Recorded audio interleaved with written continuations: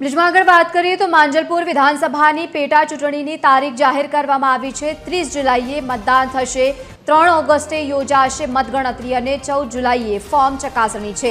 મહત્વનું છે કે 16 જુલાઈ ફોર્મ ખેંચવાનો છેલ્લો દિવસ છે। ધારાસભ્ય યોગેશ પટેલના નિધન બાદ આ જગ્યા ખાલી પડી હતી। વધુ માહિતી સાથે એસોસિએટ એડિટર અમિત ઠાકોર જોડાયા છે। અમિત, માંજલપુર વિધાનસભાની પેટા ચૂંટણીની તારીખો જાહેર થઈ છે, શું વધુ માહિતી? જુઓ, તાજેતરમાં જે રાજ્યના સૌથી સિનિયર ધારાસભ્ય છે યોગેશ પટેલ, તેમનું નિધન થયું હતું અને તે બાદ વડોદરાની માંજલપુર બેઠક ખાલી પડી હતી। ત્યાં પેટા ચૂંટણી ક્યારે થશે તેને લઈને છેલ્લા ઘણા દિવસથી અનેક તરહની ચર્ચાઓ ચાલતી હતી અને આખરે રાજ્ય ચૂંટણી પંચે તારીખની જાહેરાત કરી દીધી છે।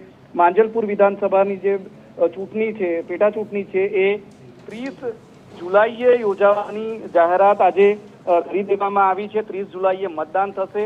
આ ઉપરાંત 3 ઓગસ્ટે તેની મતગણતરી થશે અને ત્યારબાદ એ નક્કી થઈ હશે કે માંજલપુર વિધાનસભાના આગામી ધારાસભ્ય કોણ હશે યોગેશ પટેલના સ્થાને। જે મતગણતરી થવાની છે 3 ઓગસ્ટે થવાની છે, એ પહેલા 14 જુલાઈએ ફોર્મ ચકાસણી થશે અને 16 જુલાઈ જે છે એ ફોર્મ ખેંચવાનો છેલ્લો દિવસ હશે।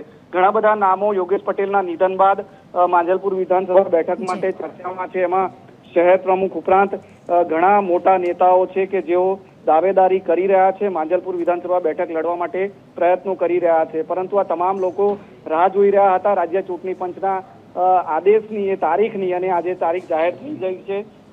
30 જુલાઈએ વડોદરાની માંજલપુર વિધાનસભા બેઠકની પેટા ચૂંટણી યોજાશે અને 3 ઓગસ્ટે વડોદરાની માંજલપુર વિધાનસભાના આગામી જે ધારાસભ્ય છે એ જાહેર પણ થઈ જશે। બિલકુલ, આભાર અમિત સાથે જોડાવા બદલ।